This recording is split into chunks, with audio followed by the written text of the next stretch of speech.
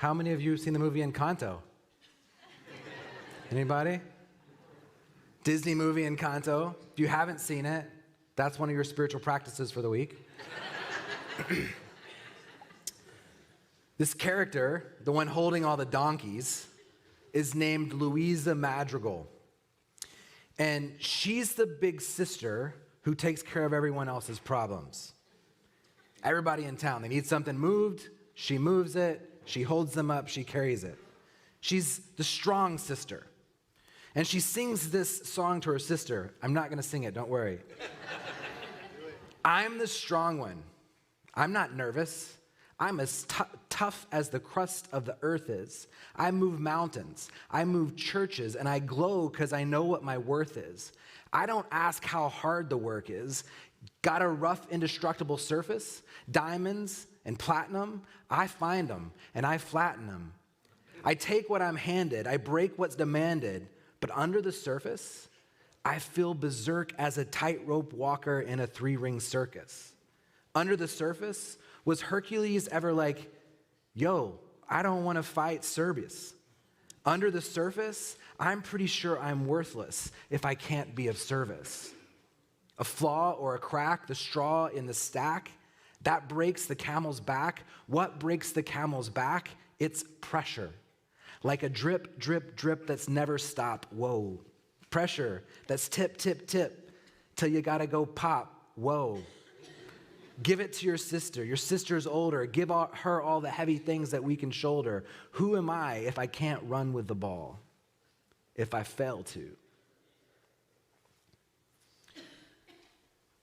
I'm so busy. I can't wait till Friday. I'm exhausted. I'm stretched to the limit. I'm bone tired. I feel drained. I'm running on fumes. I feel like I'm on the edge of burnout. You ever heard anybody say these things? You ever wanted to say them out loud but felt like if you did, it wouldn't even be worth it? We live in this super fast-paced world, and most of us in this room, if the shape analysis we've done as a community is right, most of us are overachievers. We're hurrying, we're rushing, we're working too hard until all of our energies and our own well-being is in tatters. And then we come to church. Welcome. Welcome to St. Matthew. This is a place for tired and worn out people. In our text today, Jesus gives a clear invitation and a promise. Come to me, all you that are weary and heavy laden, and I will give you rest. Not I will give you a 5-step plan to rest. Not I will put you on a program for rest. But I will give you rest. Now, we come to church for 1,000 different reasons. Maybe you come to St. Matt's to hear great music. Maybe you come here for communion. Maybe you come because your mom or your grandma made you. Or maybe you come just to be with friends and the people you love. But we also know that many of us come here stressed and worried and tired and troubled. When one of these seasons of my life, I asked my therapist, what can I do when I face trouble after trouble and I just feel overwhelmed and I don't know what to do? She said, eat healthy, sleep, and breathe. That was not what I wanted.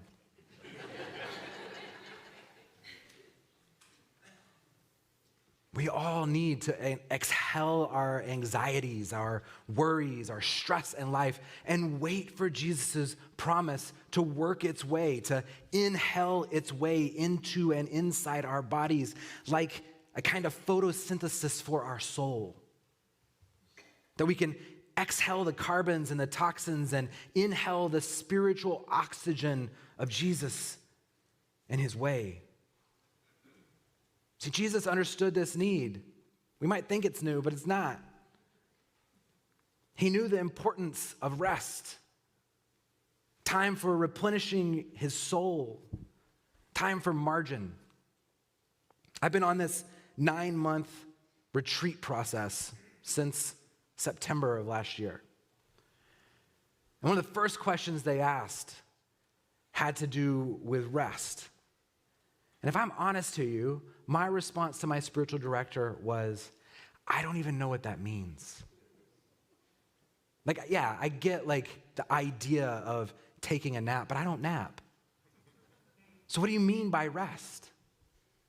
And over the process of the last 6 months in this process, part of what has awakened to me is I have no margin. Right? You look at my Google Calendar. I love block calendars. I love them. They're all color-coded. It's clear. It's where things are. I have the family color. I have the work color. I have the life color. And they're all there. And there's no space in between them. Nothing. Margin, as I've discovered over the last 6 months, is where I process. It's the space where I create dreams. It's the space where I grow and I think about all that I've taken in those colored blocks. And so when I don't give some margin and meet God in the space of that margin, then all I'm doing is just receiving stuff. Always, and then doing stuff in relationship to what I've received without any real processing. See, Jesus gets this need for rest. What you read in the Gospels is Jesus having people around him all the time. So much so that 90% of the Gospels is Jesus going in a direction to do something and people just keep interrupting him. Over and over and over, interruption after interruption, interruption. He's having to deal with it. More stuff is coming. He's going at it. He gets it. They wanted what Jesus had to offer. They wanted his healing and his forgiveness and his courage and his hope and the life and light that he offered. Reynolds Price, an author and theologian, once said while reflecting on Jesus' life, he said, the amazing thing about Jesus was his compassion. He never turned anyone away. But watch him. After days of teaching and healing and processing with people, what we see in the Gospels is that when he felt his energy waning, Jesus would steal away. And he would go to a quiet place, a lonely place, to pray and to rest and to create margin. In the text today, Jesus is giving this invitation, not out of nowhere, but out of his own practice. He knows because he's experienced what it means to come to God and find the rest that God can give us. And he says, come to me and I will give you that rest. So we've heard the text. Now let's do what it says. We're going to do something that I've never done before in church.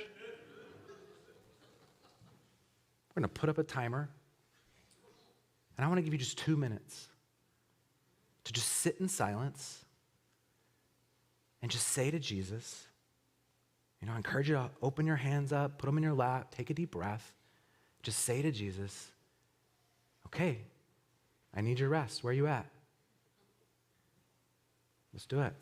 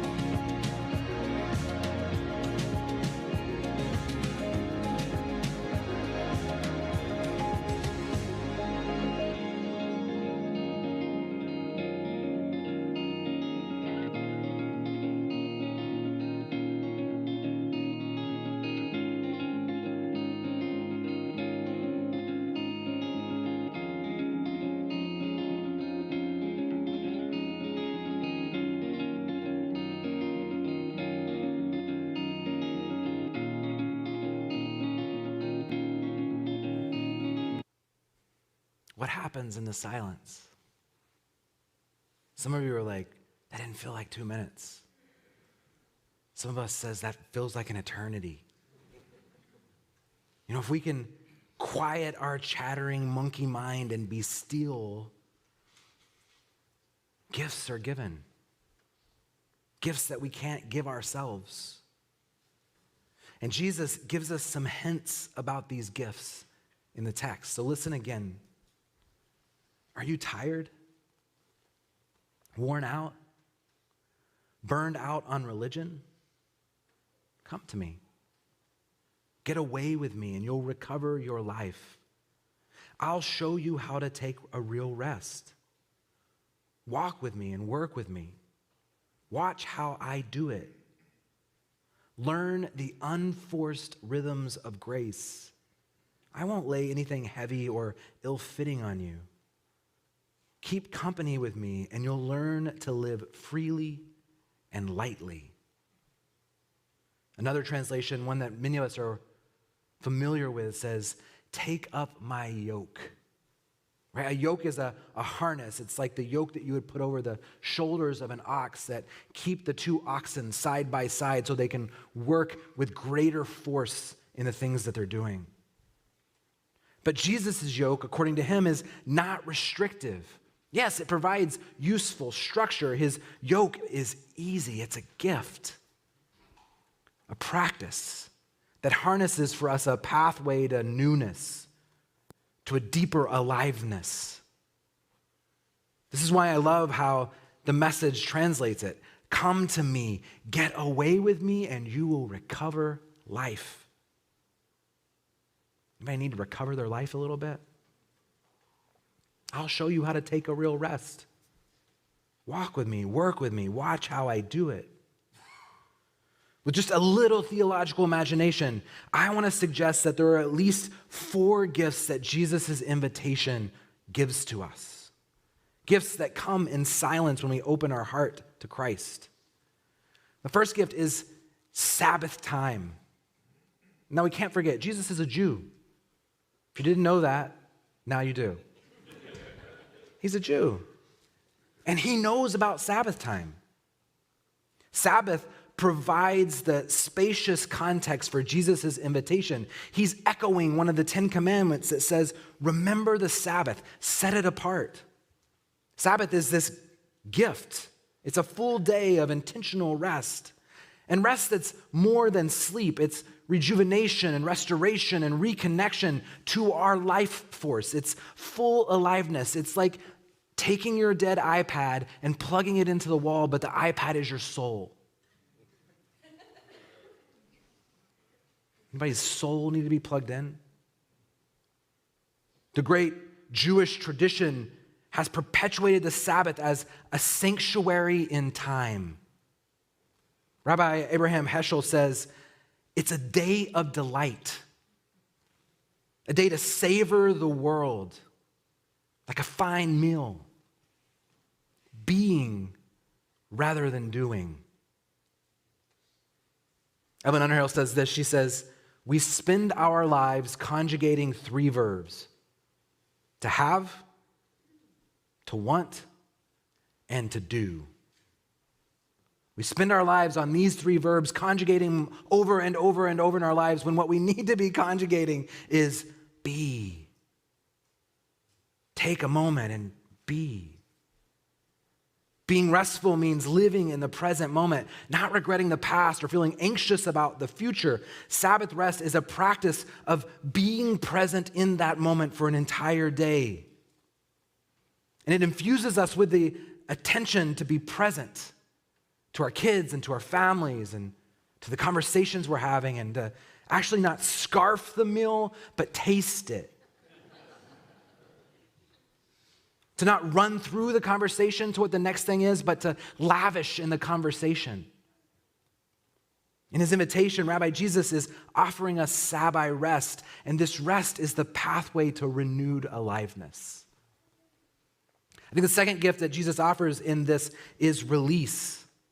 The opportunity to let go of our stresses, the pressures, release all these inner obstacles that are blocking us.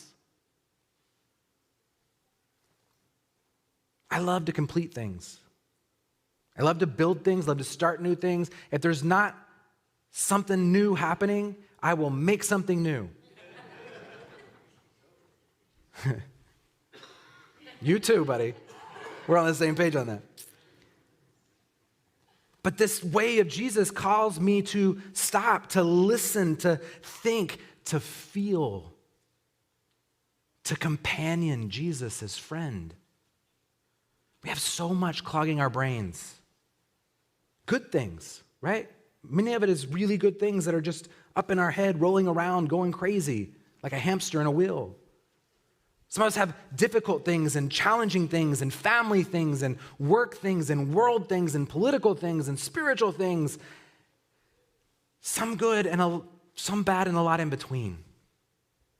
But we need to release.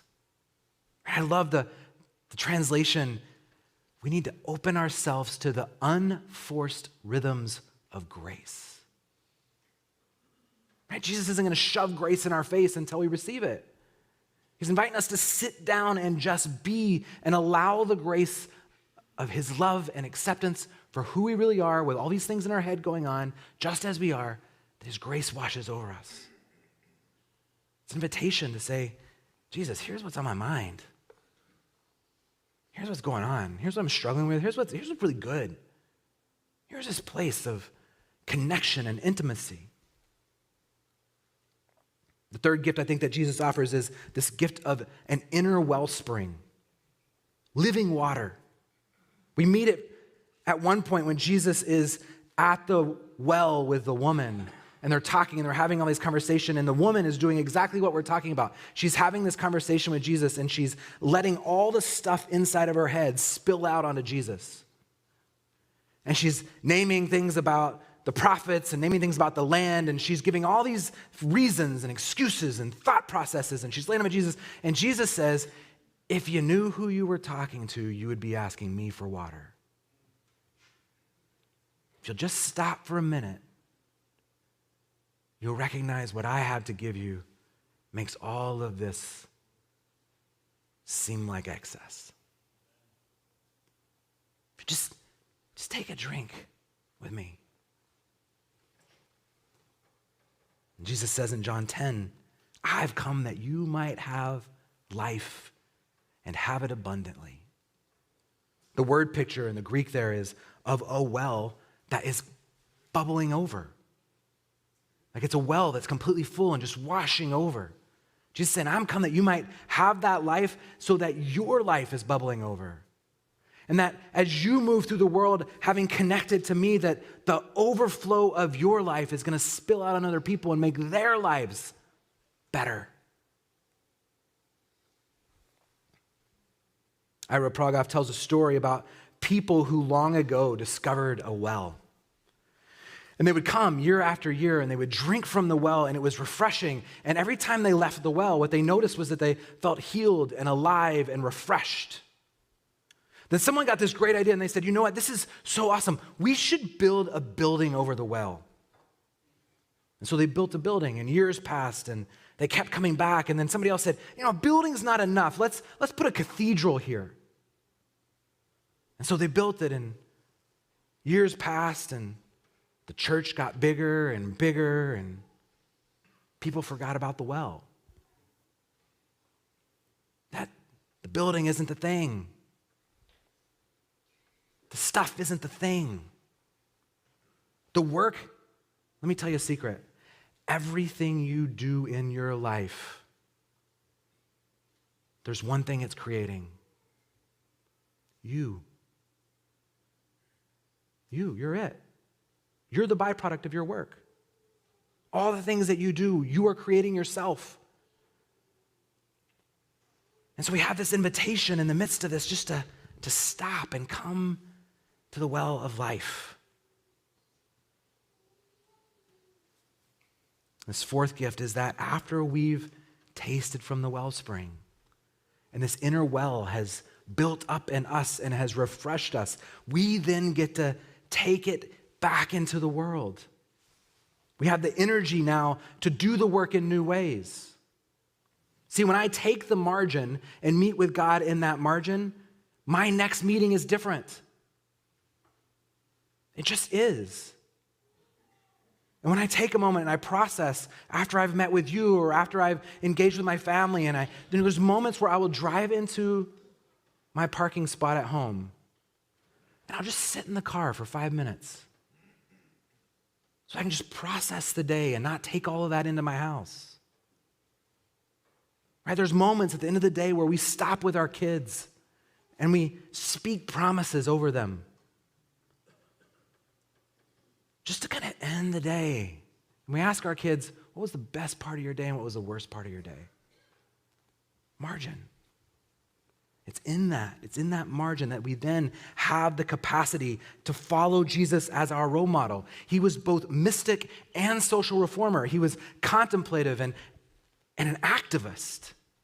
He was going off to pray and connecting to the wellspring himself, and then he would head back into the ministry of compassion and justice and equality and nonviolence.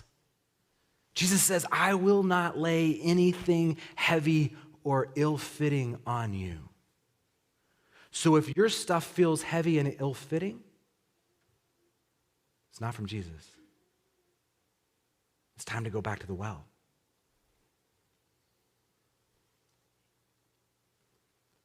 Jesus is giving us this offer of Sabbath, of release, of wellspring, of energy for our mission.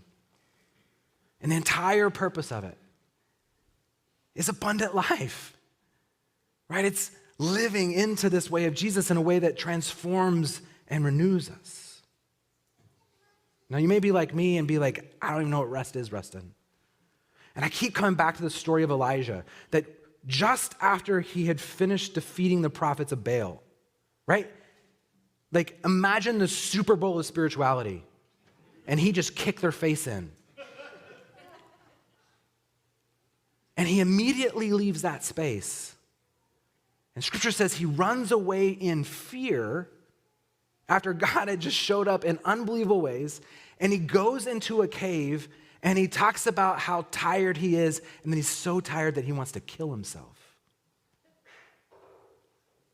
And what does God say to him? Elijah, you need to eat and take a nap. And then let's talk. Some of us need to eat and take a nap. If you're feeling stressed out and burdened, take a nap. Chill out. Breathe deep. Eat well. And then come to the well. Because Jesus is always there waiting. Please pray with me. Gracious God, we are tired. There's so much going on in our world, and we want to try to solve it ourselves. So help us. Help us to hear your call, be awakened to your Sabbath rest, and to join you at the well.